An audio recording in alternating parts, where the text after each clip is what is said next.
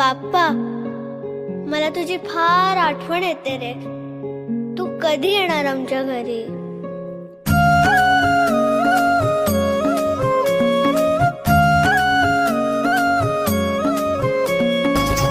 थोडा इथं टेकून जा, घास खाऊन माझ्या